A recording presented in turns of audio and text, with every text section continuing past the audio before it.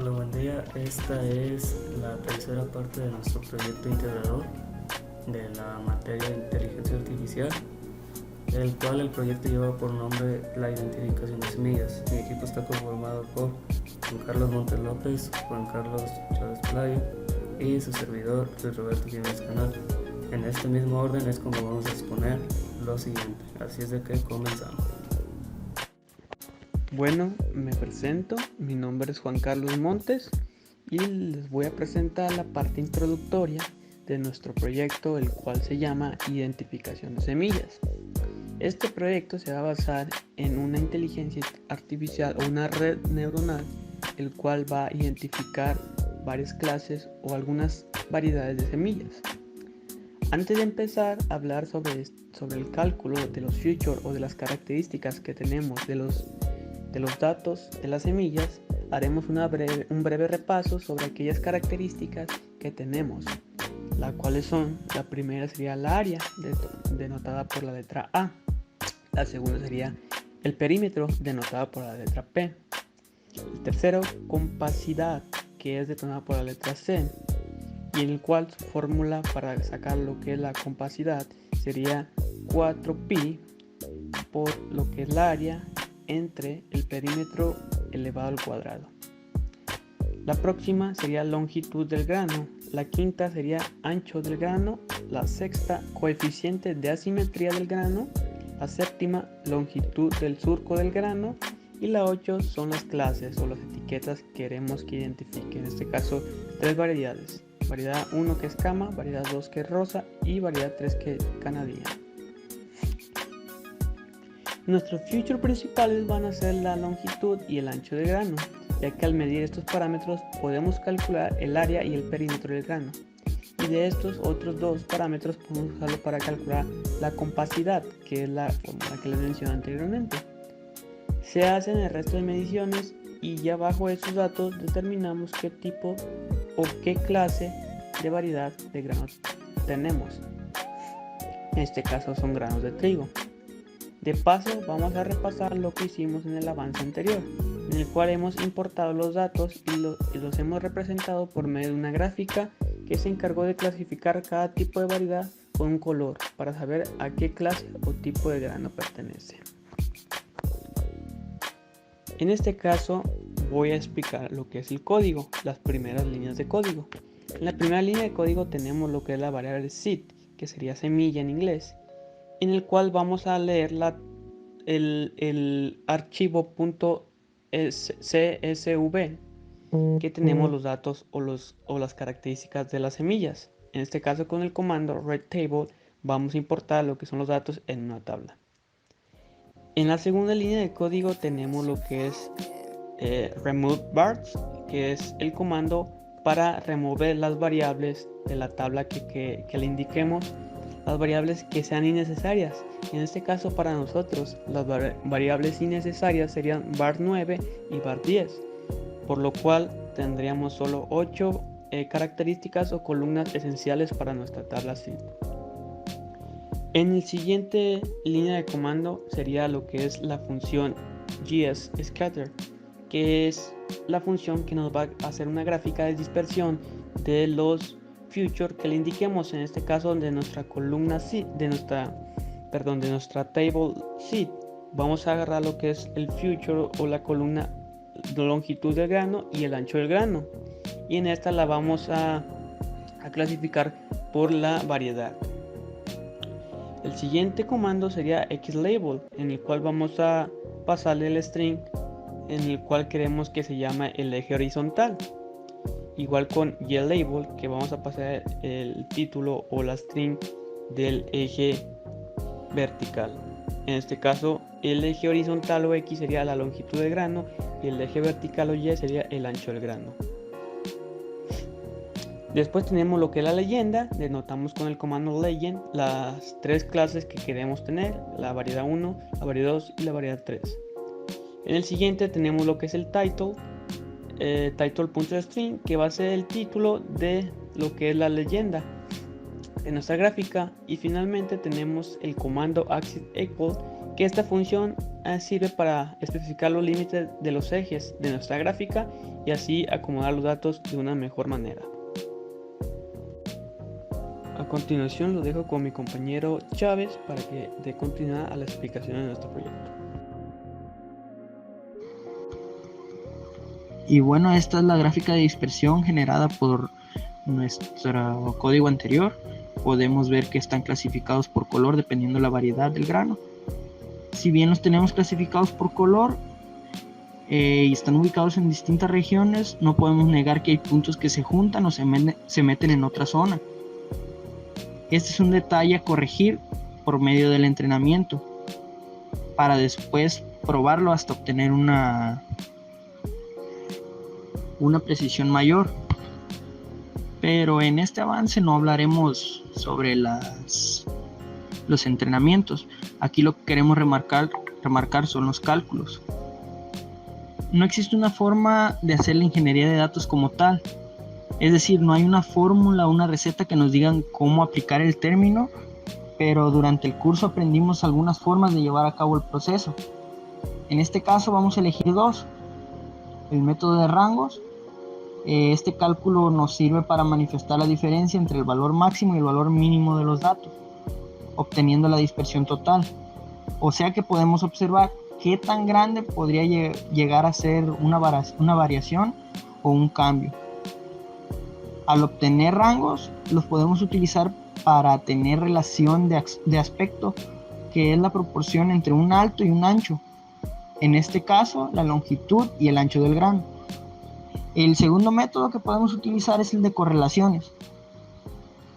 Este cálculo nos sirve para ver hasta qué punto dos variables están relacionadas linealmente. Lo que podemos obtener es una correlación positiva, que es igual a 1, o negativa, que es igual a menos 1, o que no existe una correlación, que sería igual a 0. Este dato puede ser visible en la gráfica y por cómo se dispersan los datos, no lo que figuran, sino hacia dónde se dirigen. Aquí a continuación se presenta pues parte del código, del cálculo de rangos y del cálculo de la correlación. Iniciamos pidiéndole a nuestro sistema que obtenga el rango que hay de la longitud del grano y lo guarde en una variable llamada longitud. Le ponemos una opción llamada omitNaN para que no tome valores nulos que pueden existir en la tabla. Enseguida obtenemos el rango del ancho del grano. También vamos a omitir los valores nulos. Como tercer paso vamos a obtener la relación de aspecto que existe entre la longitud y el ancho.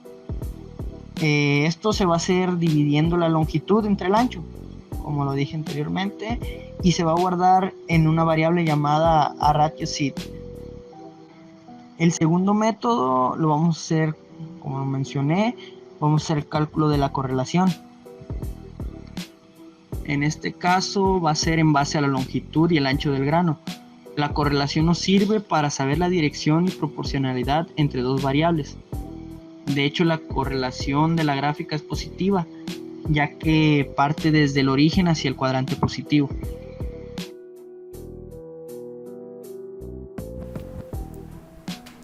Muy bien, yo voy a darle continuación a este avance. Ahorita hablamos sobre los rangos y la correlación. La correlación habíamos dicho que define hacia qué dirección se van a ver los datos.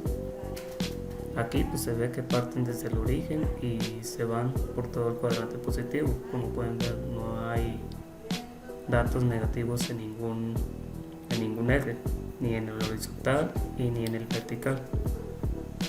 Así es de que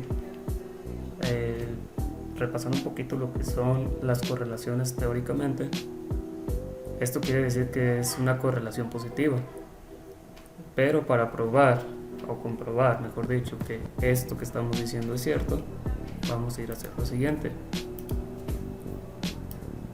En esta parte que está toda comentada, vamos a quitar y la vamos a correr en un momento, pero tenemos que meter todos estos datos en una matriz. ¿Y qué es lo que tiene la matriz? En primera, tenemos que partir a la mitad los datos. En la tabla de las semillas o seed hay 210 datos, como pueden ver en esta parte. Entonces, si sacamos primeras y segundas mitades, la mitad son 105 datos. Entonces, la primera mitad, que se tiene que ver con la longitud, tiene que ir desde el primer dato hasta el dato número 105. Esto es de las partes de las filas. Y solamente vamos a considerar la primera columna. En este caso, la primera columna es sobre la longitud del grano.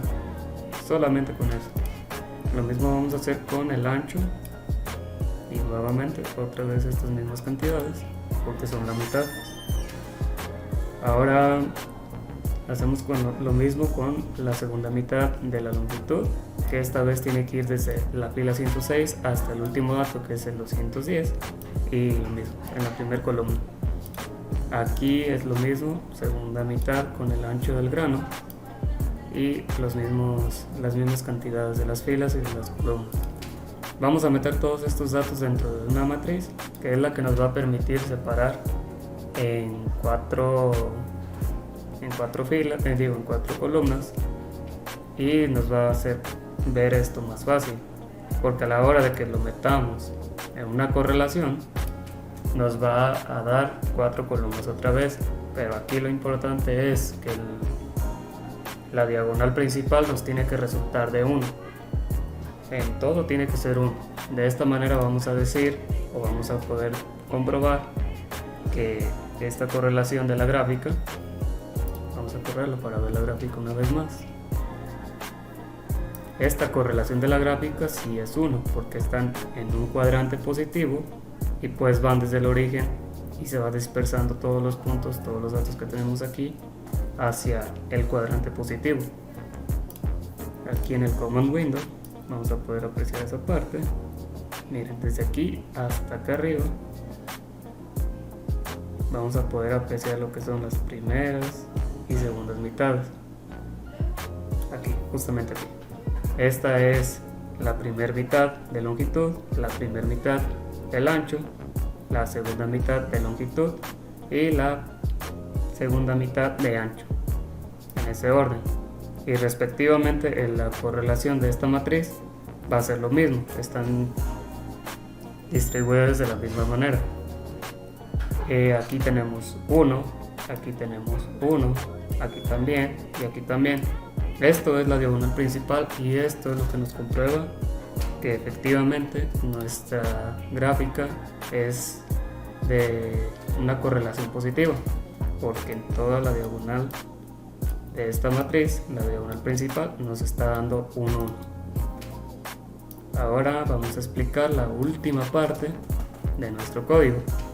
Esto tiene que ver ya cuando hemos hecho todos los cálculos necesarios, nos tenemos que meter en una tabla a manera de resumen. Entonces hemos creado una variable que se llama fit y los vamos a almacenar en una tabla. Primero van a aparecer los datos de longitud, luego los datos de ancho, los datos del aspect ratio de la semilla y por último la correlación. Podemos dejarlos así tal cual, que salgan. Mira, vamos viéndolo en el command window. Esta es la tabla que nos resulta. Podemos dejar que los nombres sean tal y cual a los de variables, que sea longitud, ancho, array to seed y set. Pero para darle un poquito más de personalización a los encabezados de esta tabla, entonces hemos hecho estas 4 instrucciones, donde la palabra que va a ir aquí es exactamente el mismo nombre de nuestra variable, en este caso longitud, y le vamos a dar un nombre llamado longitud del grano. Lo mismo va a ser para el ancho del grano, la relación de aspecto y la correlación. Entonces, de este lado van a ir el nombre de las variables y de este lado va a ir el nombre nuevo que le vamos a poner a los encabezados de la tabla. Ya finalmente vamos a tener que poner fit solo, porque es la tabla para que se puedan cargar tanto los datos de resumen, en este caso la longitud, el ancho, la relación de aspecto y la correlación, junto con sus nombres, con su respectivo nombre. De no hacer esta última parte de aquí, De nada habrá servido haberle cambiado los nombres, porque va a seguir apareciendo solo como longitud, solo como ancho, solo como array to Z y solo como Z. Entonces los datos obtenidos y calculados se van a almacenar en su respectiva columna. De igual manera los tenemos aquí almacenados en esta parte.